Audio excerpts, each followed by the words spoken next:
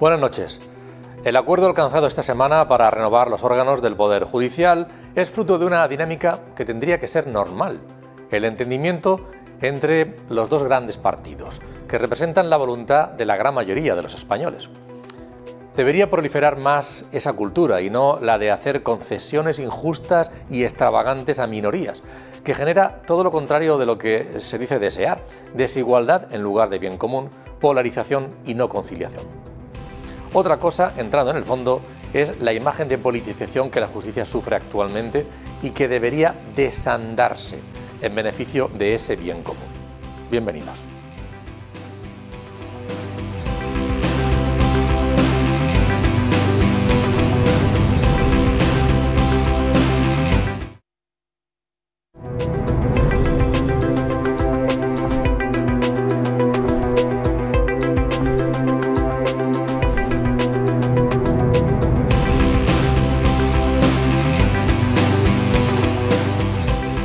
Muy buenas noches y bienvenidos al debate, el último, por cierto, de esta temporada, y para cerrar la 23-24, y daremos comienzo una nueva, Dios mediante, en la que este programa cumplirá 400 programas, pero bueno, todo se andará. De momento vamos a ir abordando temas de actualidad, siempre lo hacemos en este programa, y además al final haremos alguna referencia al respecto. Pero vamos a tratar temas de actualidad sin duda alguna. Francisco Javier López, bienvenido, buenas noches. Muy buenas noches. Ha tenido mucho que ver también con que lleguemos a 400 programas, por ejemplo, personas como Francisco Javier López. Sí. Gracias. Algún añito llevamos. Algún añito llevamos. Pablo, es un placer contar contigo. Antonio, no decimos los años que significan 400 programas para nada, y que no hay tarta a la que le quepan 400 velas. Pero la buscaremos. Bueno, buena solución, Pablo. Bienvenido, muchas gracias por estar aquí esta noche. Y Joaquín Asparre, bienvenido. ¿Qué tal? Buenas noches. Es un placer contar contigo, como siempre. Estaba yo con la calculadora, haciendo la división ya por años, a ver, una por semana. No sé yo si en televisión, la región de Murcia, desde luego, no hay un programa con esa dilatada labor, pero bueno, ahí está. Lo importante no es el número, sino es que lo estemos aquí, estemos haciendo programas, que estemos dando un servicio y contar además con profesionales y amigos en esta mesa, como hacemos habitualmente. Por ejemplo, en esta ocasión, para hablar de esta cuestión. Durante muchas veces hemos hablado en este programa, hay varias cosas que iremos abordando, de algunos enredos judiciales del gobierno catalán, de las relaciones del gobierno regional con España. Ahora vamos a empezar con algo muy reciente, ¿no? Ayer mismo se cerraba el acuerdo, entre el Partido Popular y el Partido Socialista, que va a permitir la renovación de los órganos de gobierno del Poder Judicial. Algo que yo decía al principio del programa, Joaquín, el que se pongan de acuerdo el Partido Popular y el Partido Socialista es algo que debería ser habitual y no algo excepcional, como está resultando. Otra cosa es que luego entraremos si hay que desandar pasos para despolitizar la justicia, ese manoseo que hemos hablado muchas veces. Eso llegas entrando en el fondo, pero en las formas debería ser más habitual, aunque las tortas les han caído a los dos, por un lado y por el otro, ¿verdad? Sí, los celos de los socios de gobierno, eso es. En este caso de quien gobierna en comunidades autónomas y en ayuntamientos con el Partido Popular. O con el Partido Socialista. Ataque de celos, claro, en el lado de los socios de investidura, pues tampoco ha sentado bien este acuerdo. Hombre, está muy bien, yo creo que es transmitir a los ciudadanos que, aunque han tenido que pasar 5 años, menos que 5 años, para que el Partido Popular y el Partido Socialista se pongan de acuerdo en un asunto tan fundamental y tan principal, yo creo que proyectan sobre el conjunto de los ciudadanos, como digo, una imagen positiva, ¿no? Una imagen quizás un poquito de esperanza de se puede repetir este tipo de acuerdos en un espacio de tiempo muchísimo más breve, en asuntos de Estado que necesitan de un amplísimo consenso de quienes representan a buena parte de la sociedad española. Hombre, yo creo que es lo deseable, ¿no? Yo creo que es un ejemplo, fijaos, de madurez democrática, después de que llevamos desde el año 1978, bueno, pues disfrutando de lo que es el régimen parlamentario, ¿no? Creo que sería conveniente que a continuación, cuando pase el verano, vamos a dejar que pase el verano, los grandes partidos se quiten la chaqueta y se pongan a trabajar también, PP y PSOE, en otros grandes acuerdos de Estado, comenzando por algo que está también sobre la mesa, que ahora supone una gran tirantez en lo que puede ser el futuro de lo que es la composición o la idea que tenemos del Estado, que es qué vertebración queremos para nuestro país, ahora que está tan entre interrogantes en cuestiones como la financiación autonómica, la singularidad financiera de determinadas comunidades autónomas, etcétera, etcétera. Pero bueno, sí, hay una cuestión que son las formas, ¿no? A ver qué os parece a vosotros, que se hayan puesto de acuerdo los dos grandes partidos que representan a la inmensa mayoría de los ciudadanos, y otra al fondo. Quien lo critica no critica tanto el que haya habido acuerdo, sino que dice al final es para repartirse en los sillones del Poder Judicial, y esa imagen de manoseo de la política no se ha quitado de encima. ¿Cómo lo veis vosotros? ¿Qué tiene de bien o de mal? Yo creo que, abundando un poco en la idea que ha expresado Joaquín, es políticamente oportuno para ambos partidos afianzar una tendencia que hemos analizado aquí en las 5 elecciones que hemos visto transcurrir desde el 12 de mayo hasta las europeas, y es que poco a poco España vuelve a una tendencia de bipartidismo. Entonces ahora creo que para los dos partidos es oportuno un contexto en el que el ciudadano perciba que esos dos partidos efectivamente son una solución y no un problema, que puede haber entendimiento y que puede haber políticas de Estado.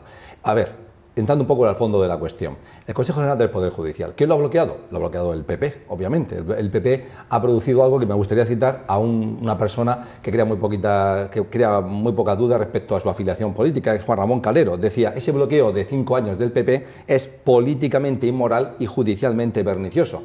¿Por qué? Porque aduciendo distintas excusas, distintos argumentos, ha ido posponiendo una reforma y progresivamente el Parlamento, el poder en el Parlamento del partido no reflejaba el poder en el Consejo General, que era claramente marcado por ese voto azul, por esa presencia de magistrados elegidos por el Partido Popular. Entonces, es fantástico que después de intervenir la Comisión Europea, es decir, el comisario de Justicia de la Unión Europea, y después de solicitar y de sentar en la mesa a ambos partidos en Bruselas, no olvidemos que la negociación se ha llevado a cabo en Bruselas, no aquí en España. Entonces parece que ha habido un momento de cordura en el que ambos se han partido el corazón, porque han dejado, lo que han hecho con esta reforma es dejar que deje de ser objeto del deseo el Consejo General del Poder Judicial, es decir, que sea neutral, que los jueces voten a sus jueces, que sea independiente, y otra cosa muy importante, que la carrera judicial no esté marcada por la afiliación a un partido político, por el cortejo del magistrado X de un partido político para progresar en la carrera judicial, que no sea arbitraria, sino que la carrera judicial sea reglada y por tanto sea a partir de méritos, y no de que tengas amistad o te cobijes en el seno de un partido político. En cualquier caso, no deja de ser del todo así. Es decir, al final los partidos políticos, el Partido Popular ha propuesto a gente que considera ideológicamente afín a ellos, el Partido Socialista también afín a ellos, aunque hay 2 asociaciones judiciales que han copado las vocalías, ¿no? Sí, de hecho son las 2 asociaciones, 2 de las asociaciones, no necesariamente las mayoritarias, son... Creo que es Jueces por la Democracia. Jueces y Jueces para la Democracia, y la otra, también la profesional de la profesional de la magistratura, dejando fuera a la Francisco de Vitoria, que tiene casi 1000 asociados, que además se supone que son los más neutrales de todos, con lo cual... Y la independiente tampoco ha entrado. Efectivamente, sí, pero esa es más minoritaria. Sí. Con lo cual sí han seguido tirando cada uno para sus colores. Pero se les ha encargado que preparen un proyecto de ley, sí, que es donde se produce la emancipación. La garantía de los 3 quintos, ¿no? La garantía de la mayoría de 3 quintos para evitar que una línea política decida la agenda. Claro, pero antes de ayer pactaron los nombres. Sí. 10, que van a hacer 10 eso. A 10, ¿vale? Que van a hacer eso. Pero acto seguido, ayer, eso fue antes de ayer, en sede parlamentaria, preguntado al respecto de la letra pequeña del pacto, Pachi López dijo, bueno, eso ya se verá. Y en eso ya se verá precisamente se refería a la parte en la de los jueces elegirán a los jueces, que es lo que realmente es lo importante. Y no es lo importante solamente de cara a la calidad democrática y a la independencia del Poder Judicial, sino que es lo que Europa realmente está buscando. Porque ahora mismo solo España y Polonia tienen un sistema en el que el Poder Judicial no está elegido por los propios jueces, sino que hay una interferencia del legislativo. A ver, una interferencia, por hacer un poco de abogado al diablo, hay quien defiende esto, lo que dice es que el Poder Judicial emana de la ciudadanía y que por tanto, como está representada en el Parlamento, del Parlamento tiene que intervenir y participar en esos nombramientos, que son los de los órganos de la justicia, porque el Poder Judicial emana de, y así lo establece la Constitución. Luego las interpretaciones ya... Claro, probablemente lo que tendremos que buscar es un sistema mixto en el que, obviamente, Congreso y Senado, por partes iguales, puesto que ni el Congreso tiene que prevalecer sobre el Senado, ni el Senado sobre el Congreso, puedan proponer a una serie de vocales en el Consejo General del Poder Judicial, pero también los jueces deberían ser ellos quienes se doten digamos, de su propio gobierno. Y por otro lado, eso en cuanto a la forma de elección. Otra de las cláusulas de ese acuerdo también es que desde el Gobierno no se va a poder nombrar al presidente del Tribunal Supremo, sino que va a ser ese órgano, el Consejo General del Poder Judicial, quien por 3/5 partes decida quién va a ser. En el comunicado que ha hecho el Partido Popular, en el que da su visto bueno al acuerdo que han alcanzado en Bruselas el Partido Socialista y el Partido Popular, dice claramente participación directa y de votación para que los jueces puedan elegir a sus representantes. O sea, está claro que es un aspecto troncal que ambos partidos han acordado. Y luego el aspecto de ese proyecto de ley que cumpla con las exigencias de la Comisión Europea, también lo dice expresamente, que son que los jueces elijan a sus jueces, que la carrera judicial no esté pautada por la afiliación a un partido político o a una asociación de jueces determinada con un tinte determinado. Entonces yo creo que esto es algo razonable y que ambos realmente quieren desapegarse para adscribirse a lo que es normal en Europa, y es que no, ni la carrera judicial ni el Consejo General del Poder Judicial dependan de los partidos políticos y estén manoseados por los partidos políticos. Han renunciado. Decía, probablemente interpretando las palabras de Pachi López, que citabas, ¿no?, de ya veremos. Yo creo que la clave de todo va a estar no ahora mismo en el sistema de elección de este. Digamos Consejo General del Poder Judicial interino, sino de lo que emane del informe, que tiene un plazo de 6 meses después de que se constituya, que creo que han dicho que va a ser ya en este mes de julio. Va a tener 6 meses para elaborar esa propuesta de proyecto de ley de cómo va a quedar el Consejo General del Poder Judicial. ¿Dónde va a ir ese informe? Va a las Cortes, claro, lógicamente, al Congreso y al Senado. Y ahí probablemente tenemos que contextualizar esa palabra de ya veremos qué es lo que nos proponen los jueces y ya veremos qué es lo que los legisladores al final hacemos con la propuesta de los jueces, que lo obvio sería que si hay un acuerdo previo se respetará la voluntad de ese órgano, de los 20 elegidos ahora, para llevar adelante lo que es el poder ejecutivo de la Administración de Justicia. ¿Por qué es tan importante todo esto? Quizás habría que recordarlo. Parece una lucha intestina de un órgano de gobierno, de jueces, claro, pero es que estos señores son los que al final designan a los presidentes de sala de los tribunales supremos, a los magistrados del Tribunal Supremo, a los presidentes de los tribunales superiores de justicia de las diferentes comunidades autónomas, y evidentemente ahí el hecho de que este órgano sea totalmente profesional nos va a garantizar que las personas que sí que están al frente de las mayores responsabilidades de la administración de justicia al ciudadano, pues el Consejo General del Poder Judicial no tiene nada que ver con la administración de justicia al ciudadano, nos vamos a garantizar de que sus criterios de elección hayan surgido de, como citaba Pablo, de la meritocracia, y no del estar afiliado a una determinada asociación de jueces o de ser amigo de, o de ser más proclive a.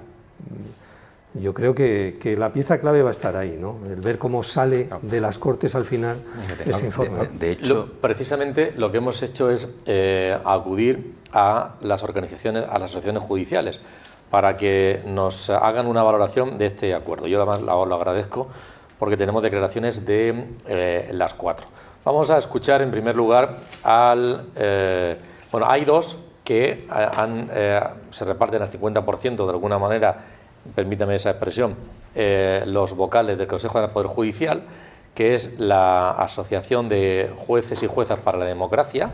Nos ha atendido su coordinador, que es Miguel Rivera, y también la Asociación Profesional de la Magistratura, y nos ha atendido su presidente, Fernando Madrid. Van a tener una presencia activa ahí.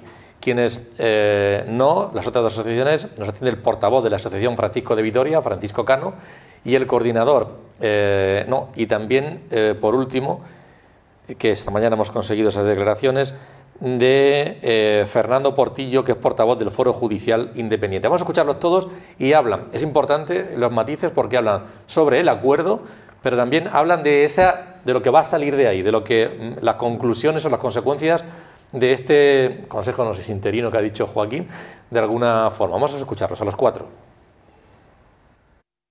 Para nosotros es muy importante que las personas, que la ciudadanía confíe en las instituciones, y una institución que lleva tanto tiempo sin renovarse, incumpliendo lo que prescribe nuestra Constitución, pues es evidentemente un importante desprestigio. Por eso, para nosotros, aunque de forma tardía, pero es una gran noticia que por fin estemos ante lo que parece ser una inminente renovación del Consejo General del Poder Judicial. Al final, la garantía de la despolitización siempre tiene que estar en el perfil técnico, profesional de los vocales que son elegidos, ¿no? Pero siempre parece que permitir la participación directa de los jueces puede atribuir un carácter más profesional por lo menos a los vocales de procedencia judicial, pero habrá que esperar, habrá que ver en qué sentido se desarrolla todo el debate que es necesario para abordar con sosiego esta reforma, y desde luego que la asociación pues irá pronunciándose en función del desarrollo de los acontecimientos. Es pronto todavía para hacer una valoración sobre hacia dónde debemos ir o con qué intensidad. Pues siempre es una buena noticia que el órgano de gobierno de los jueces, el Consejo General del Poder Judicial, esté renovado después de 5 años y que pueda ejercer con normalidad sus funciones constitucionales de nombramiento, de altos cargos, de inspección y las reglamentarias que le corresponden. Estaba con una parálisis grande en todo el nombramiento del Tribunal Supremo, el número de ausencias de magistrados en el Tribunal Supremo estaba siendo muy grande, estaba afectando de una manera muy directa, sobre todo en la sala del contencioso, a la resolución de asuntos, provocando retrasos. Se va a poder volver a nombrar magistrados de estos altos tribunales, del Alto Tribunal, el Tribunal Supremo, y luego, pues efectivamente, por otro lado, se renueva de cara a la opinión pública y de cara a la apariencia de normalidad, se vuelve a ella en la actividad ordinaria del Consejo General del Poder Judicial, un Consejo General que sea nuevo y con plena capacidad para todas sus actividades que van mucho más allá del mero nombramiento de los jueces y magistrados del Tribunal Supremo, presidentes de audiencia, presidente del Tribunal Superior de Justicia, actividades reglamentarias, de inspección, de propuestas de mejoras en la administración de justicia. Ya era hora de que se renovara el Consejo General del Poder Judicial, pero con amargura vemos cómo se ha llegado a un nuevo pacto entre los partidos mayoritarios, PP y PSOE, y de los 20 candidatos pues hay 10 que pertenecen a una corriente y 10 que pertenecen a otra, y por lo tanto lamentamos que nuevamente el Consejo vuelva a ser un órgano partidista en los que hayan juristas de un lado o de otro y no hayan personalidades independientes que no estén adscritas o que hayan tenido relación con los partidos políticos y que por lo tanto puedan dar lugar a una justicia o a un control de la justicia independiente. Una de las medidas que se propone que llegar a una mayoría para esa modificación de la ley va a ser muy difícil porque nuevamente los partidos pretenderán politizar al Consejo y nombrar ellos y que no sean los jueces, como indica la Constitución, los que puedan elegir a parte del Consejo. En cualquier caso, desde la Asociación de Jueces Francisco de Vitoria consideramos y también queremos tranquilizar al ciudadano en el sentido de que esto no afecta al funcionamiento normal de la justicia. En Murcia hay 160 jueces aproximadamente, ninguno de ellos es nombrado por el Consejo General del Poder Judicial y vamos a seguir dictando sentencias, resolviendo los conflictos de la gente, resolviendo sobre la libertad y el patrimonio de la gente por jueces profesionales y que no están adscritos a ningún órgano, a ningún partido, perdón. Esto depende más los nombramientos del Tribunal Supremo, los nombramientos del Tribunal Constitucional y por lo tanto tranquilizar al ciudadano de que la justicia va a seguir funcionando con normalidad y que no existe politización en esas capas en las que se resuelven diariamente sobre los problemas de los ciudadanos. Esto afecta más, pues, como he dicho, al nombramiento de magistrados del Tribunal Constitucional, al nombramiento de magistrados del Tribunal Supremo, en los que consideramos que sigue existiendo vocales partidistas de una u otra adscripción política y no personalidades independientes que puedan dar lugar a un órgano que realmente cumpla las funciones constitucionales. El vernos otra vez al principio de este camino, solo que 5 años después, con numerosas vacantes en órganos judiciales tan importantes como el Tribunal Supremo, pues se nos antoja todo menos un éxito como efectivamente se quiere vender. Es cierto que hay un principio de acuerdo, que mejor dicho, hay un acuerdo para modificar legislativamente el sistema de acceso y establecer una serie de garantías como limitar las puertas giratorias entre política y justicia. Pero algunas de estas medidas no están suficientemente concretadas en el propio texto, permitiendo al Partido Popular decir que los jueces por fin podremos elegir a 2 jueces del Consejo General del Poder Judicial y al Partido Socialista decir justo lo contrario. Y por otro lado, pues también somos de natural desconfiados en que estas medidas finalmente se implementen en reformas legales que vinculan a 2 partidos. En todos estos años de democracia nunca los partidos políticos han renunciado a politizar la justicia. Cada reforma legal ha ido dirigida a incrementar esta politización, con lo cual sería muy buena noticia que efectivamente dieran pasos hacia atrás en esta politización. Pero, como decía, somos de natural desconfiados visto el pasado y visto, como digo, que la renovación ha llegado antes que estas reformas. Lo suyo es que el proceso hubiese sido al revés, tal y como efectivamente veníamos exigiendo, que primero se hubiese reformado la ley y después se hubiese renovado ya sin estas taras y defectos. Bueno, 2 conclusiones, me parece. A ver qué os parece a vosotros. Por una parte, las 2 organizaciones primeras que hemos escuchado, los representantes, a las 4 les agradezco que hayan querido dar su opinión en este programa. Por una parte, celebran el acuerdo, no se podía estar como se estaba, había que salir de esa situación y han cedido el Partido Popular y el Partido Socialista y, por tanto, lo celebran. Y los 4, en cualquier caso, expectantes, a ver qué va a hacer durante este tiempo. El foco se va a poner sobre ellos, a ver qué van a hacer, no ya en cuanto al gobierno en sí mismo de esos órganos durante este tiempo, sino qué propuestas van a llevar va a salir de ahí para el Parlamento. Es decir, los ojos muy pendientes también de lo que van a hacer, ¿no? Claro, es que vamos a ver, lo mollar y que nos llega más al ciudadano es que se renueva el Consejo. Sí. Pero obviamente de cara a los propios jueces lo importante es la reforma de la ley del Poder Judicial, que llevan reclamándola pues desde que se reformó en los años 90. Y ahí es donde vamos a ver la propuesta que hacen los jueces, pero ojo, no solamente los jueces, de hecho ha habido críticas también a este pacto desde otros colectivos, porque parte del órgano del Consejo del Poder Judicial son jueces y otros son juristas de reconocido prestigio. Los abogados, por ejemplo, se quejan... No, pero son 4. de que son sí, 4. pero claro, Dentro de un órgano de 20 son 4. Claro, pero dicen, ojo, ¿por qué la administración, el órgano máximo de la administración de justicia, por qué una parte tan importante como son los abogados no hay nadie y hay juristas que vienen del ámbito universitario pero que nunca han ejercido pero también los hay como en el tal. Constitucional. Claro, es que ese es un problema también que tenemos de la perversidad del sistema, porque muchos precisamente de esos juristas de reconocido prestigio, no me refiero a nadie que presida ningún órgano consultivo del Estado en los últimos meses, o sí, vienen del mundo de la política, es decir, han pasado por la universidad, de la universidad han estado X años, pero el resto de su vida lo han hecho en la política y después vuelven, pues, unos a consejos consultivos como el Consejo de Estado o al Consejo General del Poder Judicial. En esta reforma se supone que una de las cosas precisamente que se quiere evitar es esa puerta giratoria de si has estado en el Poder Ejecutivo o has estado en el Poder Legislativo, no puedes después estar en el Judicial. Y eso sí... No, me ha parecido también interesante el dato que ha aportado para tranquilizar a la ciudadanía el representante de la Francisco de Vitoria en cuanto a que es verdad, no hay que olvidarse que no hablamos del nombramiento de cada juez de España o de cada juez del Distrito Judicial de Murcia, que esos jueces trabajan blindados, tienen un estatuto especial, que una autonomía auténtica y completa, nadie les puede dar órdenes, nadie puede condicionarlos y sus decisiones son soberanas. Por tanto, cuando uno tiene un caso y se presenta ante un juez, ese juez no está motivado políticamente ni ha llegado a ese puesto o magistrado políticamente, lo ha hecho ante una oposición muy complicada, muy difícil y tiene una mentalidad generalmente independiente. El problema está en que para escalar a las posiciones de rango dentro de los sistemas de gobierno o el Supremo o el Constitucional necesitas hasta ahora un padrino político y si no hay apadrinamiento político no hay ascenso. Entonces los jueces ambiciosos, ¿qué hacen? Pues se acercan a un partido político, se afilian, se contornean con ellos, van a sus cursos de verano, etcétera, buscando ese favor para escalar.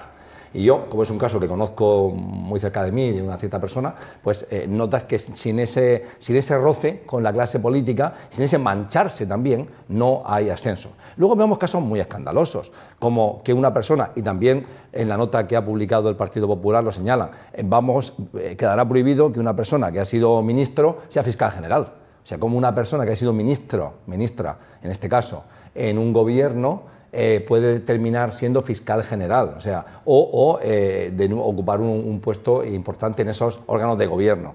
De nuevo, yo sí que creo que no habría habido acuerdo de principio en cuanto a crear este Consejo General transitorio si no estuviese claro que hay un camino hacia una solución definitiva, que es que ninguno de los dos partidos mayoritarios, ni de los otros no han estado ni en la mesa, puedan mangonear el Consejo General del Poder Judicial y los puestos clave en el Supremo y en el Constitucional, porque eso degrada la calidad institucional, porque eso se nos ha llamado la atención desde Bruselas, que estamos en una posición no muy lejana a Polonia, la Polonia anterior al señor Tusk, o Hungría, y que por tanto incluso algunos percibieron, porque igual que he criticado al Partido Popular por el bloqueo de 5 años, que ha sido un bloqueo que han patrocinado ellos, hay que también expresar que el Partido Popular lo que también tenía recelo es que el Partido Socialista no aprobase contra ellos una ley en el Parlamento que lo que produjese es una coloración en rojo de los puestos clave también. Y eso, ahora una vez tomado esas decisiones, luego ya hay una cadena que se produce de manera permanente, constante. En la región de Murcia, por ejemplo, hay que renovar tres cargos, ¿no? 3 plazas.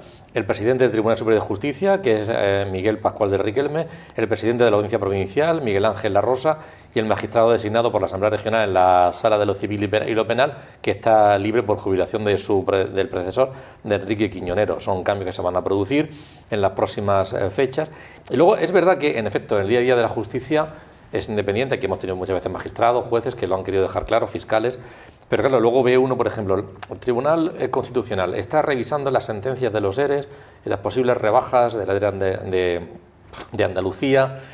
Claro, el Tribunal Constitucional no es un tribunal en sí mismo, ¿no? Es un órgano de garantías. Revisar, entrar en el fondo sobre las sentencias, sea de quien fuera, en este caso las que se han producido allí por parte del Tribunal Supremo, es donde empieza a haber ya las dudas, las especulaciones y luego ya a ver esto por qué ocurre y por qué sucede, ¿no? Claro, como digo, las sospechas. Es que la renovación del Consejo General del Poder Judicial y este cambio en la designación que todos esperamos y deseamos en lo que son la designación de sus componentes, luego esperamos que tenga efectivamente esa correa de transmisión hacia el Tribunal Constitucional, hacia el Supremo, hacia los Tribunales Superiores de Justicia, ¿no? Y que se pueda también aplicar los criterios de la meritocracia, de la valía, fuera de lo que son las asignaciones o las etiquetas políticas. Ahora mismo, bueno, el Constitucional está adoptando determinadas sentencias que se interpretan con un claro apunte progresista, o en este caso favorable a las tesis en estos momentos del Gobierno y de sus socios, ¿no? Y lo vamos a seguir viendo, creo que en próximas sentencias de casos clave. ¿Esto es deseable? No. ¿Buscamos otro procedimiento en Estados Unidos?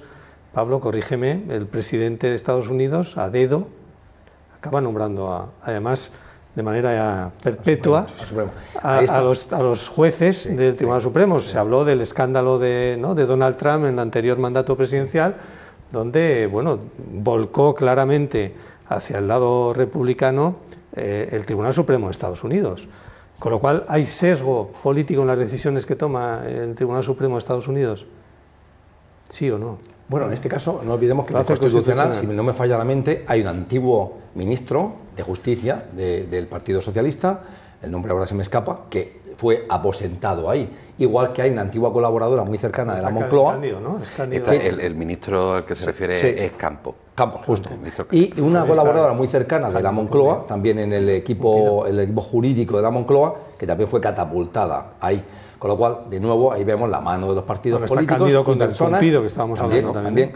Personas muy conectadas a partidos políticos con responsabilidades orgánicas en el gobierno o en los entornos en este caso de la Moncloa, que han sido elevadas hasta esos lugares con, yo creo, un muy mal juicio. En el caso americano es interesante porque para renovar tienen que ir muriendo los jueces, porque al mismo tiempo que tú, como presidente, analizas el perfil de un juez y puedes tal vez trazar una trayectoria con un tinte determinado que te puede gustar desde el ámbito republicano, desde el ámbito demócrata, porque son más liberales. Claro, puedes trazar la trayectoria de un juez a través de sus sentencias. El caso es que primero tienen que morir, y esa es la garantía un poco de independencia, que como son vitalicios, una vez que los nombras, pierdes el control. Pero claro, van equipados, o sea, se supone que van bien equipados para posicionarse ante ciertos asuntos peliagudos. Recientemente ha sido el caso, por ejemplo, del aborto en Estados Unidos, de una óptica determinada que ya la llevan en serie, ¿no? Ya saben que van con su personalidad o con su trayectoria. Bueno, quizá es muy difícil en cualquier asunto humano la completa objetividad, la completa pureza, etcétera, pero al menos hay que buscarla, pretenderla y mediante la reglamentación, pues al menos darle un espacio, darle una posibilidad. Cuando son los partidos políticos los que a dedo desde sus propias filas nombran a los integrantes de esos cuadros judiciales, pues desde luego está todo perdido. Toda la apariencia de limpieza está perdida, aunque el señor Campos sea un hombre muy recto, aunque sea un hombre muy ecuánime, aunque sea un hombre muy sabio, pero bueno, está perdida, ha sido ministro. Quería decir otra cosa, la Administración de Justicia en general necesita de una poderosa inversión en medios, en capacitación. Mirad, cualquiera que tiene contacto con Hacienda se da cuenta inmediatamente de lo tecnificada que está, de lo dotada que está, igual que la DGT, por ejemplo. La Dirección General de Tráfico, tú te saltas un semáforo o un control de velocidad y a la siguiente semana en tu buzón tienes la foto de tu coche. Bueno, yo he tenido dos contactos con la Administración de Justicia, fui a un juicio. Aquello tenía un punto kafkiano. El apelotonamiento de material, de papeles, de armarios desbordantes de papeles, una escalera por aquí. Bueno, ahora ya no se trabaja con papeles. Aquí por lo menos no se trabaja con papeles. Me pareció algo tan anquilosado, tan en el pasado. Jueces que yo conozco que siguen redactando a mano las sentencias, o se pasan a una secretaria que casi las teclea todavía en la Olivetti. Se quiere decir, no ha habido una atención para nada prioritaria, sino más bien relajada hacia la Administración de Justicia, y como no conlleva réditos políticos excesivos, los gobiernos no han invertido suficientemente en una justicia que sea rápida, que sea eficaz y que esté técnicamente, contemporáneamente en el mundo, verdaderamente. Creo que cualquier pyme de esta región funciona con mecanismos, protocolos y tecnologías mucho más avanzadas que la Administración de Justicia, donde te juegas la libertad. Un pequeño apunte solo, Sí. Las comunidades autónomas que no tienen transferidas las competencias de justicia trabajan en los juzgados con el sistema digital, el LexNet, me parece que se llama. Bueno, LexNet se supone que lo utilizan todos. Comunidades autónomas más avanzadas, entre comillas, desde el punto de vista social o económico, Comunidad Valenciana, Cataluña, siguen trabajando en los juzgados con papel, con las carpetitas, como decía Pablo, con las hojitas, todo escrito. Yo fui a un juzgado de Molina y allí, literalmente, veías los despachos, las oficinas, los pobres funcionarios, estaban emparedados en papel. De hecho, y veía situaciones, era un poco kafkiano. Se dice, de hecho, continuamente que, evidentemente, esos retrasos, ya no son incluso los materiales, pero bueno, los materiales lo que te ayudan es que haya mayor rapidez a los profesionales y que haya números suficientes y que precisamente los juicios, las sentencias puedan ser antes, más rápidos, ¿no? Y para que la justicia realmente sea justa, ¿no? Y no se demoren a la hora de poner la sentencia. Javier, te quería sacar otro asunto aquí encima de la mesa. Pues dentro de esos enredos judiciales que hay estos últimos semanas o ya meses casi, la investigaciones abiertas al novio de Ayuso, muy brevemente, a ver qué os parece, y también en torno a la mujer de Sánchez, de Pedro Sánchez, que no para de haber novedades. ¿Son lo mismo, no son lo mismo? ¿Y qué recorrido puede tener, tanto médico como político, una cosa como otra? ¿Qué recorrido puede tener? ¿Qué coste puede tener? El recorrido judicial, yo creo que en ambos casos va a ser escaso, porque el del novio de Ayuso es un tema fiscal. Por cierto, Hacienda y Tráfico recaudan la Administración de Justicia gasta, y si encima enchirona a alguien, gasta todavía más. Con lo cual, por ahí van un poco los tiros. Recorrido judicial. El novio de Ayuso es un tema fiscal, tarde o temprano pues llegará a su acuerdo con la agencia tributaria. En caso de esa posible responsabilidad penal, pues será algo escaso, con lo cual no tendrá que mucho más. Y en el caso de la mujer del presidente del gobierno, lo que hemos repetido en esta mesa muchas veces, es una cuestión de ética, básicamente. Todo lo que vamos conociendo, no ha habido todavía una noticia lo suficientemente grave de decir, es que aquí ha habido... ¿Dónde está el problema? En las empresas que se han visto favorecidas de alguna manera en el acceso a los fondos europeos. Ahí sí tienen un problema, pero no lo tiene ella. Ella ha sido, digamos, una correa de transmisión. Son ambos casos similares. Fíjate, pero, bueno, sí, te iba a decir, ¿son ambos casos similares?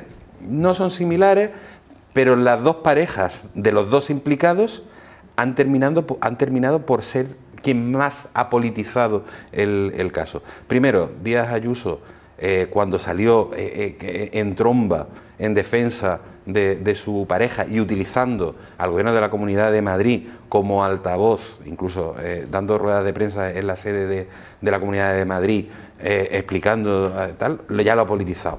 Y el presidente del gobierno, con sus cartas a la ciudadanía y con sus retiros espirituales y demás, obviamente, y esa toma de decisiones que son porque van en contra de tal, él es quien más está politizando el caso. Porque tan fácil hubiese sido como ir a sede parlamentaria y dar las explicaciones. Punto. No, yo quería apuntar que al final de estos dos casos, digamos que los perjudicados o los daños colaterales que están provocando los están pagando los jueces y los fiscales. Correcto. Hay que recordar que el caso Ayuso, con la filtración del expediente de Hacienda, o del acuerdo, mejor dicho, supuesto acuerdo ofrecido por el abogado al fiscal, ha provocado un enfrentamiento con la Fiscalía General del Estado, con los jueces, con los fiscales de Madrid, y ahí está ese asunto. Pero es que en el caso también Begoña Gómez tenemos el enfrentamiento del juez que está instruyendo la causa con el fiscal, y además de manera airada y cruzándose escritos entre ellos, descalificándose el uno al otro, con lo cual esto es el auténtico daño que se hace sobre la administración de la justicia que percibe el ciudadano. Porque al final dicen, vaya, pues los fiscales enfrentados, vaya, el juez enfrentado al fiscal, pues vaya, esto es muy negativo. Bueno, yo creo que los casos son muy distintos y hay que entenderlos de forma diferente.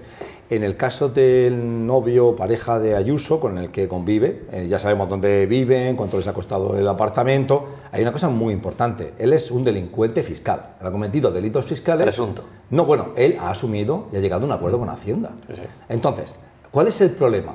¿Dónde se produce la politización? Él es un individuo que tiene anónimo, con una actividad privada, que tiene como pareja a una señora que tiene una vida pública, ocupa un puesto relevante público y además es objeto, obviamente, de la bicha del Partido Socialista y de adoración entre los suyos. Entonces, ¿dónde está la politización? En la filtración que se hace de que un individuo con un nombre y apellido, una persona privada, es la pareja de ella. ¿Y quién lo filtra? Porque el delito está en la filtración. Tú como ciudadano, en tu relación con Hacienda, tienes completa privacidad y tus datos y tu nombre y tu situación financiera, todo eso es privado. Entonces, ¿quién lo filtró? Pues sabemos que el fiscal general autorizó que se publicase una nota de prensa. Entonces, ahí, por eso yo entiendo que Ayuso dijese, esto es una persecución. ¿Por qué? Porque el nombre de mi pareja, el nombre de esa persona que resulta que es mi pareja, nunca debió ser publicado. Entonces, yo veo ahí una clara perversión en esa publicación, intencionada, no tanto para dañarlo a él, sino para dañarla a ella, porque su daño está en que tiene que llegar a un acuerdo con Hacienda, pagar una multa o ir a la cárcel. Pero en el caso de ella era para dañarla a ella, para ponerla a ella en el disparadero. Sobre este caso, Pablo, además eso sucede en el contexto en que la esposa del presidente que es sospechosa de tráfico de influencias. Eso es distinto, porque vemos un caso en el que presuntamente ella, por ser la esposa del presidente, podría actuar de puerta giratoria, de mediadora entre empresas privadas que le dan acceso a ella por ser la esposa del presidente y que aparentemente podríamos pensar que ciertas empresas se benefician de un trato especial con las administraciones públicas. En este caso hablábamos de Europa, del Grupo Halcón, que aparentemente recibe unas subvenciones que seguramente están justificadas. Entonces, aquí hablamos de ética, hablamos de si está habiendo o no tráfico de influencias, que es algo distinto, y podemos preguntarnos si la hay. Me parece justo investigar la actividad privada de la esposa del presidente, porque tiene una actividad privada que en algún momento confluye con la persona de su marido, con su puesto y con su actividad política. No, decía, por puntualizar un poco lo que comentaba Pablo, que el origen del caso Ayuso, caso de la pareja de Ayuso, está en una información que sale de uno o de varios medios de comunicación de Madrid, donde se pone de manifiesto, y de ahí viene la respuesta, digamos, o la excusa o la argumentación de la Fiscalía General del Estado, donde se pone de manifiesto en esa primera información que el fiscal ofrece al abogado de la pareja de Ayuso un acuerdo favorable a lo que podría ser una sentencia de un juzgado en torno a su caso de fraude a Hacienda, ¿no? La argumentación que se da desde la Fiscalía General del Estado es que no se puede permitir o tolerar que esa información, que es falsa, porque es justo la contraria, es el abogado quien pide a la Fiscalía un acuerdo, como sucede en la mayoría de los procedimientos judiciales, donde los abogados intentan conciliar o llegar a un acuerdo que no termine en juicio con el fiscal. Se le ofrece, señoría, se le dice al fiscal, mi defendido se conformaría con esta pena o con esta multa a condición de que no se llegue al juzgado, ¿no? Ese es el procedimiento. La información sale al contrario, que es lo que no se procede nunca. Un fiscal nunca ofrece a un abogado un acuerdo de conformidad, siempre parte de la abogacía o del abogado.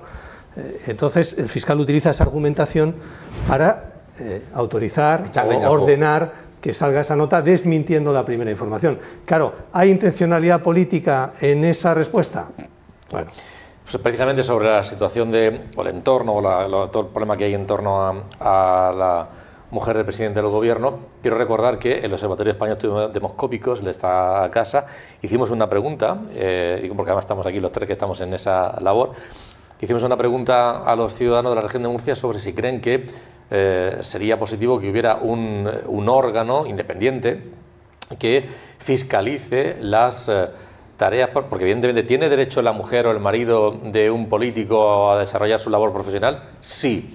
Hay que cuidar que sea una tarea que no se cruce con los intereses políticos y que sean sanas, digamos, en ese ambiente. Bueno, pues hubo una inmensa mayoría de ciudadanos que decían que sí, que debe haber un control, que no debe mezclarse una cosa con la otra y que se controle. Pero daba igual que se le preguntara, ¿verdad, Javier? Tanto sí, de un partido como de otro, daba exactamente igual. Había unanimidad de que debe haber una supervisión de esa cuestión, digamos, ética. Claro.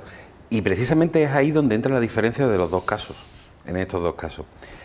El señor, no sé cómo se llama, la pareja de Ayuso, sí, el señor de la peluca, porque como se le conoce habitualmente.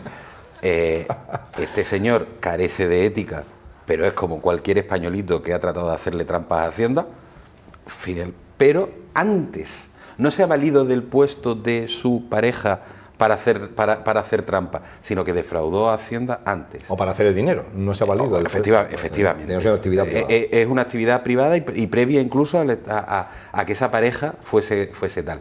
El caso de la mujer del presidente sí que está en el foco de esa institución que a día de hoy no existe, en la que se mire la actividad de los familiares de los políticos. Y en lo que se le acusa, como tú bien decías, es de un caso de tráfico de influencias, que es el delito más indemostrable de todos los que existen. La malversación, el cohecho, etcétera. Todo eso es bastante más demostrable hasta que llega al Tribunal Constitucional y te dice lo contrario. Es que la sentencia del Tribunal Constitucional hay que mirarla con... Hay que ver los votos particulares también y leer lo que han dicho. Pero en el caso concreto de la mujer del presidente del gobierno, es que es algo tan simple como Europa, el grupo Globomedia, creo que se llama Europa, Globalia. con viajes, Globalia, efectivamente y tal, ¿realmente ha accedido a ese rescate y a esas ayudas por intermediación de esta mujer? ¿Es demostrable? ¿No es demostrable? Lo que pasa es que es verdad que si vas tirando de ese hilo temporal, vas viendo que van confluyendo una serie de felices coincidencias que terminan con una empresa que está a punto de desaparecer porque tiene un pufo tremendo, también con Hacienda. Oye, conocen a esta mujer, entran en contacto y, bueno, jolines, el rescate junto con el de la aerolínea venezolana famosa, maravilloso. El gobierno catalán, Joaquín, ¿cuál va a ser el desenlace? ¿Y condicionará al gobierno de España o no? ¿Tú que lo sabes? ¿Por qué me lo preguntas a mí? Sí, tú lo sabes. No lo ¿Cuál va a sé. ser el desenlace? Mira, y si condicionar al gobierno de yo España ya o no? estoy haciendo mis cábalas y la única solución posible es, primero, que finalmente el Partido Socialista acabe cediendo desde Madrid a las exigencias de Esquerra Republicana de Cataluña en cuanto a, llamémosle, singularidad financiera. Pero va a enfadar llamémosle alguno, pero va a enfadar a autonomía. gente. Bueno, ya, pero ya estamos citando el Estatuto de Autonomía de Cataluña, que habla de una agencia tributaria más menos autónoma, independiente, lo deja entender, lo citaba la ministra Montero en la jornada de ayer. El gobierno va a intentar a la desesperada buscar una solución con Esquerra Republicana. Si lo consigue, es decir, si al final vamos a pagar el resto de los españoles a los catalanes, bueno, pues el tener esa singularidad, digamos, financiera, pues habrá acuerdo. El resto de quinielas es prácticamente imposible. La única hipotética que cabría, haciendo cuentas en la jornada de ayer, como os digo, sería que tanto el Partido Socialista de Cataluña como los comuns tuvieran los 48 escaños, tendrían que sumar necesariamente, hipotético, el apoyo del Partido Popular y la abstención de Vox. Eso es poco más. O eso, hipotética, Eso es grande. la que es la la única. suma da. O hay acuerdo con Esquerra Republicana y los Eso comuns. es. Ya está. La suma da, No hay otra más. cosa Sí, es sí, que... sí, sí. O repeticiones Ojo, electorales. da tanto la suma como la suma que daba el Partido Socialista, Sumar, Esquerra, Junts, Bildu, PNV y tal, para renovar el Consejo General del Poder Judicial. La misma suma, exactamente la misma. ¿Habrá segunda vuelta? ¿Habrá nuevas elecciones en Cataluña o no? A día de hoy yo creo que está más cerca, al contrario de lo que piensa Joaquín, yo creo que estamos más cerca de una repetición electoral en Cataluña. O sea, lo del PP no lo ves, ¿no? No lo veo. No lo veo. Ahora llamo a Alejandro Fernández a ver qué me cuenta, pero creo que no. No, vamos a ver, yo creo que abrir el tema fiscal de la... ¿Cómo era la especie? ¿Cómo lo han llamado? Singularidad. La singularidad. Nosotros tenemos singularidad por el acento, ellos lo tienen por el bolsillo, siempre pasa lo mismo. Abrir ese melón puede suponer para el Partido Socialista un coste electoral en algunas comunidades que yo creo que no estarían dispuestos. El primero, Castilla-La Mancha, ya vimos en la reacción. Incluso algunos socios minoritarios a su izquierda... de otras comunidades sí, también, claro, lo han dicho, ¿no? efectivamente. Gallegos y demás. Es que los gallegos, por ejemplo, van a decir, oiga, ¿esto qué? Y los vascos, que aunque tengan su cupo vasco, tarde o temprano dirán, oye, pues más singular que nosotros, que ya teníamos el cupo, si ahora ellos los igualan a nosotros, tendremos que tener algún beneficio, aunque es verdad que hoy ha tomado posesión el nuevo gobierno vasco de coalición PNV-Partido Socialista, que parece que hay buena sintonía. Pero ¿Cómo lo ves tú, Pablo? Mira, en primer lugar... Por cierto, hablando de singularidades, Sí. me parece que la siguiente es la de León, ¿no? Pues se quiere separar de Castilla y León, y además dice que la presencia en el escudo de España es evidente esa singularidad. Yo creo que Totana, con lo de la Bastida, debería también pedir comunidad Yo creo autónoma. que hemos visto en los últimos 10 años en Cataluña situaciones como esta y no se produjo repetición electoral. En 2016 fue precisamente con Puigdemont, que finalmente en el último momento fue investido presidente. Luego fue el caso de Torra, que también en el último momento fue investido presidente. Con el último presidente de Esquerra Republicana, Pere Aragonés, exactamente lo mismo. Por eso yo creo que no va a haber repetición. ¿Por qué? Porque el eje de todo es ERC. Y ERC, cada uno en estos tres partidos con opciones de gobernar, El Partido Socialista necesita tiempo para crear esa coalición con Esquerra Republicana y con Comuns, que serían 68 escaños, serían 42, 26 de Comuns, 20 de RC y Comuns.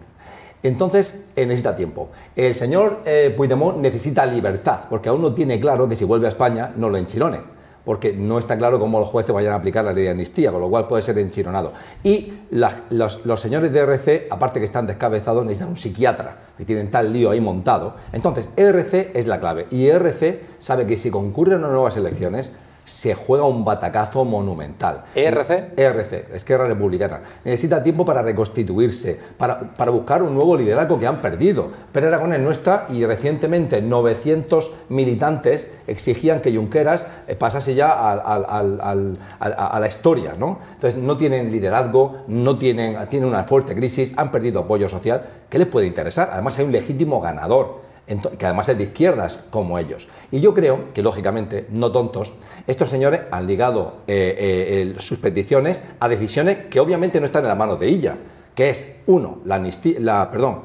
autodeterminación. Bueno, pues han colocado dos grandes requerimientos para su apoyo a ella. Uno, la autodeterminación. Pablo, eso va a quedar fuera. Si no consiguen nada, van a conseguir. ¿Por qué? Porque el Estado tiene mucho que darles. ¿Dónde está? El dinero. ¿Pero qué pueden darle? En 2009 se puso en marcha, se llegó a cuajar un consorcio donde el Estado y la Generalitat juntos recaudan los impuestos en Cataluña. ¿Eso qué permite? Permite que el ciudadano catalán vaya y diga: yo quiero pagarle mis impuestos al Estado. Y otro diga: no, yo quiero pagárselos a la... Es lo mismo, una única ventanilla. Luego, ¿qué gana Cataluña? Las transferencias a cuenta se hacen mucho más rápidas. Y luego lo simbólico, hay una hacienda catalana en un consorcio con el Estado. Luego les van a hacer ¿qué? Les van a dar más financiación, les van a hacer una quita en la deuda que tienen con el FLA, les van a financiar algunas de las transferencias con más dinero, y todo eso a mí me parece que monta la señora Montero, dicho sea de paso, monta ¿tú crees que un no buen va a haber, paquete ¿no crees que para no va a haber cupo del visto bueno? ¿Crees que no les van a ofrecer el cupo, No. el cupo catalán no creo que como es el cupo vasco? No creo que haya ningún tipo de cupo ni nada parecido. Además, hay otra Vamos cosa. a ver. Ellos han dicho... Es el único precio, el Partido Socialista lo han dicho no ha Esquerra, dicho dos cosas. Esquerra lo ha dicho. No puede haber cupo como concierto, como lo hay con Navarra y lo hay con el País Vasco. No es posible, y hay una línea roja. Tampoco, y otra cosa que han dicho... Pero si tampoco podía ser posible la amnistía. Otra cosa que han dicho, otra cosa que han dicho, pero es que no necesitan, yo creo que no necesitan darle tanto. Y otra cosa que han dicho es que lo que hagan con Cataluña será extensible a otras comunidades. Como en Alemania tienen este sistema de los consorcios ya montado, y es un Estado federal, que es a lo que aspira el PSOE, que es España, le viene bien. ¿Un apunte? ERC es un partido asambleario, no es un partido tan Ahí está, es verdad, vertical como el resto. Es verdad, hay Y mucha sino que le pregunten a la votación del otro día para entrar en el gobierno de Barcelona, cómo salió la votación. Es decir, cuidado, porque las bases de ERC, si han dicho quiero un cupo, una singularidad fiscal, etcétera, van a tenerla, van a ser los primeros en tenerla. Efectivamente, y además que dentro de ese descabezamiento que tienen, son las bases entonces quienes van a empujar, y las bases son muy independentistas y están cerradas a que quieren la singularidad y quieren referéndum y demás, y o hay un papel en el que se firme que hay referéndum, que hay un pacto fiscal recogiendo la singularidad de tal, o las bases de Fijaros aquí lo que yo he dicho. Pero vamos a hacer una apuesta. Pablo, pero no va a haber repetición electoral. Fíjate la trascendencia que tiene esto en lo que tú dices. Al final, la bolsa más gorda, por decirlo muy coloquialmente, la bolsa más grande del dinero, en una negociación entre Cataluña y el Gobierno de Madrid, ¿quién la tiene ahora? La tiene el Gobierno de Madrid. Por supuesto. Entonces tú estás en una posición de ventaja, y quien tiene la bolsa pequeña tendrá que intentar arañarte lo más que pueda. ¿Qué quiere Esquerra Republicana de Cataluña como condición sine qua non para apoyar a ella? No la bolsa más grande, quiere tener toda la bolsa en la mano y que tú, Madrid, te sientes en la mesa e intentes arañarle de la bolsa a los catalanes todo lo que puedas. Esa es la gran diferencia. ¿Va a ceder el Gobierno de Madrid a esa exigencia? Yo creo que sí. Vamos a ver, lo veremos. Yo he dicho que no va a haber elecciones y estos detalles... Hay una cuestión última, en los últimos 10 minutos quiero abordarla. Hace unos días, cuando se celebraron las elecciones europeas, yo apuntaba en esa entradilla que hago habitualmente que había 4 o 5 conclusiones, una a nivel nacional, otras a nivel europeo, y también sacaba una a nivel de la región de Murcia. Y yo apuntaba en aquel entonces, una reflexión personal, que el alto número de votos que había obtenido el Partido Popular en la región de Murcia le debía servir para, si acaso, reforzar la necesaria reivindicación ante Madrid para sacar adelante cuestiones necesarias para la región de Murcia, pero desde la negociación y no desde la conflictividad. Quiero decir, más del modelo, permítanme, andaluz y no el Ayuso, tal y como están las cosas en estos momentos. Hace unos días, el nuevo presidente de la CROEM, Miguel López Abad, venía a decir exactamente lo mismo. Decía que a alguien a quien tienes que exigirle, porque hay que exigir mejora de infraestructura, el tema del AVE, mejor carreteras, la circunvalación que hay en Murcia, a quien hay que exigirle, pero mediante el acuerdo no se puede estar dando patadas en la espinilla permanentemente. Me parece que decía algo así. ¿Cómo creéis vosotros que para abordar cuestiones, financiación autonómica, infraestructuras, mejora en la industria, mejora en el turismo y agua, el planteamiento que en estos momentos, para cerrar ya este programa, la temporada y el que viene, si tuviéramos que poner deberes de cómo relacionarse el gobierno de la región, el gobierno de Estado, para sacar adelante estas cuestiones sería lo más adecuado, Javier? A ver, yo personalmente soy más de la postura de la colaboración entre administraciones antes que la confrontación. Confrontación política, sí. Confrontación institucional, no. Vamos a ver. Lo decimos por las dos partes, tanto los responsables del gobierno de la nación, del gobierno de la región y al revés. Tanto por unos como por otros, porque al final quien sale siempre perjudicado es el ciudadano. Con lo cual yo creo que tú has dado además dos modelos y esos dos modelos creo que son muy claros y yo creo que nos vendría mejor ser reivindicativos pero colaborativos al mismo tiempo, porque yo creo que se podrá obtener mucho más que simplemente el simple no por el no, tanto de unos como por el otro, porque estamos viendo que realmente no nos lleva a ningún sitio. Estamos viendo en otras comunidades vecinas que sí están, Valencia, por ejemplo, incluso Valencia está yendo por una línea hay una confrontación a nivel político total y absoluto, pero a nivel institucional sí hay se tienden puentes y están obteniendo un rédito pese a ser gobiernos de distinto color, y en Andalucía ya ni te cuento, con lo cual yo creo que ese sí es el camino y que ese modelo que tú has puesto, ese modelo madrileño, funciona en Madrid. Porque la financiación de Madrid es distinta, las empresas que cotizan en Madrid y que pagan en Madrid son distintas, tienen un dinero que en el resto de comunidades autónomas no tenemos, y los demás, al final, pues somos los de la bolsa pequeña que tenemos que ir pidiendo al señor de la bolsa grande. Pablo, yo he dicho 4 ámbitos, he dicho financiación, 5. La financiación autonómica, infraestructuras, industria, turismo y agua, son 5 ámbitos que evidentemente son estratégicos, ¿no?, para la región de Murcia, pero que, bueno, tú lo consideras estratégico. Uno, ¿no? En primer lugar, en la financiación. Estábamos hablando del caso de Cataluña. Hay una serie de comunidades autónomas, Andalucía, Valencia, Castilla-La Mancha y Murcia, que están pidiendo que la reforma del modelo no parece que vaya a ser mañana, sino muy lejos pasado mañana. Y el Estado tiene dinero, porque el Estado va a enchufar ahora a la manguera con 150.000 millones a las comunidades autónomas para financiarlas, un 15% más. Por eso hay una cierta alegría, porque el modelo no se va a reformar a corto plazo. Vamos a ver cómo sale el tema de Cataluña y si el modelo, a partir de lo que sucede con Cataluña, se extiende el resultado de esa negociación con Cataluña de alguna manera, y entonces no va a cambiar. Entonces estas comunidades autónomas están diciendo: oiga usted, nosotros estamos infrafinanciados, objetivamente, no hay que esperar para descubrir que estamos infrafinanciados. Y piden una bolsa de 3.000 millones para que se reparta. Tú has mencionado al nuevo presidente de la CROEM, el señor Miguel López Abad, bien conocido, de trato muy agradable, que viene de la Cámara de Comercio, que es un buen empresario, muy conocido, que ha recabado las simpatías del sector empresarial y que releva a José María Albarracín. Porque tú has citado a Miguel López Abad para ese comentario que le hizo en una entrevista a La Verdad, donde decía: no puedes estar dándole patadas a la espinilla a ese que le pide dinero. Yo no creo que el presidente de la comunidad autónoma esté dándole patadas en la espinilla a nadie. Yo creo que él reivindica, no insulta, y creo que es Murcia, y yo me alegro, mantiene una gran lealtad institucional, porque es una comunidad autónoma muy española. Entonces, cuando ha venido aquí algún ministro, incluso alguna ministra, de muy poco encaje en nuestra comunidad autónoma, como la candidata, la que ha sido candidata, Rivera, a las europeas, se la ha tratado siempre con enorme cordialidad, con enorme empatía, y se le ha dado una acogida muy favorable. Yo creo que el presidente López Miras tiene formas en ese sentido, pero sí que hay que entender el comentario de López Abad. ¿Por qué? Porque la CROE, bajo el liderazgo del señor Albarracín, que lo ha hecho francamente bien, el sector empresarial lo ha unido en torno a su figura, y además no solo eso, sino que ha sido un hombre muy dialogante con los sindicatos, y eso ha sido muy positivo. O sea, él ha sido muy dialogante con los sindicatos, ha sido un gran líder en el entorno suyo, pero hay que decir algo,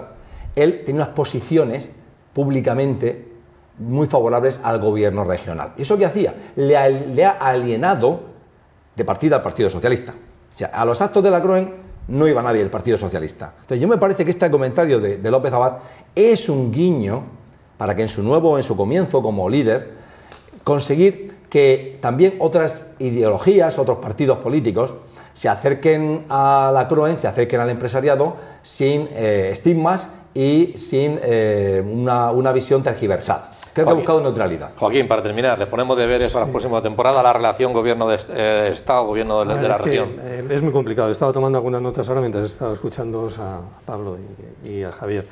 A ver, el tema del acuerdo, se me ocurrió, habrá acuerdo con Cataluña, y cómo se contentará el resto de comunidades autónomas con una generosa condonación de la deuda financiera, la deuda viva que mantienen las comunidades autónomas. El caso de Murcia, 12.190 millones de euros al cierre de ejercicio del año de diciembre del año 2023. Es decir, y eso es una de las asignaturas pendientes dentro de lo que es el concepto de la financiación autonómica, que yo estoy de acuerdo contigo, nunca se va a cambiar el modelo, ni lo conseguirá el Partido Socialista, ni si vuelve a gobernar el Partido Popular lo conseguirá. ¿Cómo se aplaca, digamos, el descontento a las comunidades autónomas? Pues como ha hecho ahora el Ministerio, reparte más dinero entre todos y todo el mundo contento. Condonación de la deuda, pedís 8.000, yo os voy a dar 10.000, pero a los catalanes voy a acordar lo que yo quiera para que el señor Illa sea presidente.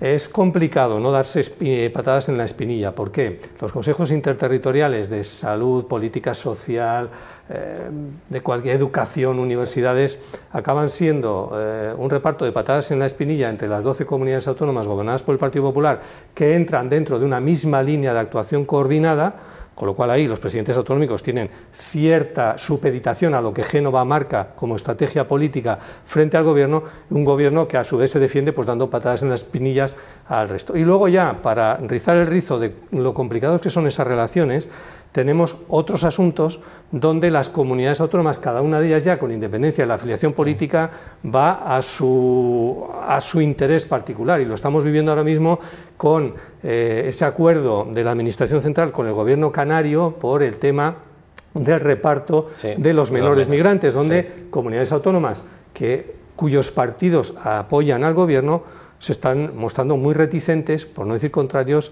a ese criterio, a esos criterios de reparto, mientras que otras comunidades autónomas, incluso algunas gobernadas por el Partido Popular, se muestran más abiertas. ¿Por qué? Porque tienen un problema parecido, me refiero a Ceuta o a Melilla, gobernadas en este caso, una de ellas por el Partido Popular, donde también es favorable en estos casos al gobierno, y se enfrenta a otras comunidades autónomas gobernadas por el Partido Popular que no quieren ese criterio de reparto de los migrantes. Con lo cual es muy complejo el establecer un clima de relaciones, digamos, homogéneo. ¿Dónde está el lado positivo? Por terminar, el ejemplo que los ciudadanos esperaríamos de todas las administraciones sería el que tenemos plasmado en la región en el Consejo Interadministrativo del Mar Menor. Gobierno central, Ministerio de Transición Ecológica, Comunidad Autónoma, ayuntamientos implicados, que intentan coordinar las actuaciones y la financiación correspondiente a las mismas para regenerar el Mar Menor. Bien, vamos por ahí. Complicadísimo, en el resto de temas. Vamos a dejarlo aquí. Nada, hoy descanso en las próximas fechas. Os lo agradezco de verdad. Para empezar, muchísimas gracias a todos los espectadores que nos siguen, bien los jueves cuando se emite en directo, los fines de semana que se redifunde o a través de las redes sociales de internet. Gracias también a todos y cada uno de los compañeros, el que está ahí detrás de la cámara, que ustedes no lo ven, los que están aquí detrás haciendo la realización, todos y cada uno de ellos, y por supuesto también a todos y cada uno de los compañeros que se han sentado en esta mesa en el transcurso de este año. esta temporada. Volveremos en septiembre, Dios mediante, y precisamente esa muestra, una muestra de esa colaboración que agradezco de corazón, sin duda alguna, a todos y cada uno de ellos, expresamente, de manera directa, a quienes me acompañan aquí esta noche, a Javier, a Pablo y a Joaquín, y también a quienes han estado pasando por este programa durante todo la temporada. Gracias y nos vemos el próximo mes de septiembre. Vamos a quedarnos con una pequeña muestra. Buenas noches. Fantástico. Esto, ¿cómo puede pasar en Murcia, no? El colegio de psicólogos puede abordar mejor que yo algún tipo de discapacidad. Y en la valoración del paciente en la consulta. Fabuloso, la familia es fundamental y yo ya lo sabía, y en estos casos pues tenerlos cerca. Cuando vemos a políticos que a la mentira le llaman cambio de opinión, tienen muy presente esa cronicidad, requieren ese tratamiento. Investigar sus patologías, si todo sale bien. Yo no quiero ser pesimista, aparte el pesimismo me parece muy mal, el pesimismo es en sí mismo negativo. Cada sistema educativo tiene que buscar la excelencia según su planteamiento de sistema y su planteamiento de país. Si el profesor no puede transmitir los contenidos en las mejores condiciones. ¿Cuál es el objetivo último?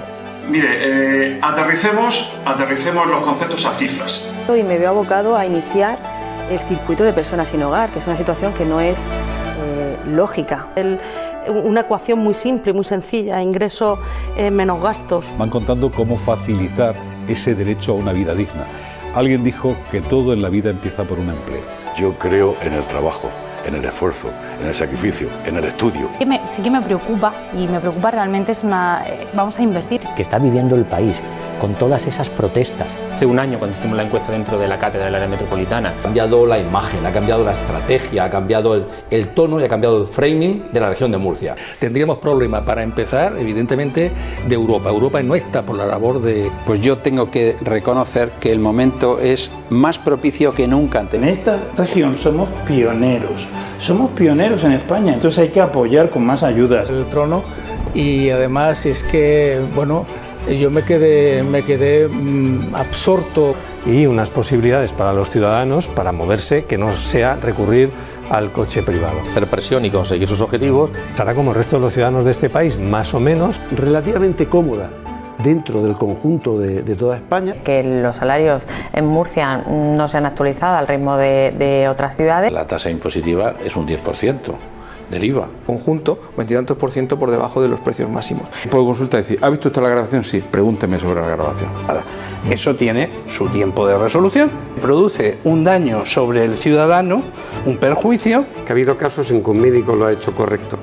Y es que la solución es fácil. O sea, la solución es comer bien y hacer actividad física. Y tiempo de exposición al factor.